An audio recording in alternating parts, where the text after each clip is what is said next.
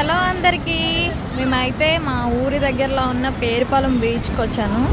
ఈరోజు సండే కదా, ఎంతమంది జనం ఉన్నారో చూడండి. బీచ్లో అసలు ఎంత బాగుందో.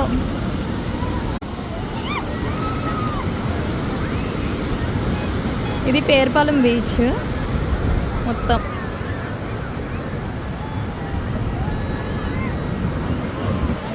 మీకు నచ్చితే కామెంట్ చేయండి.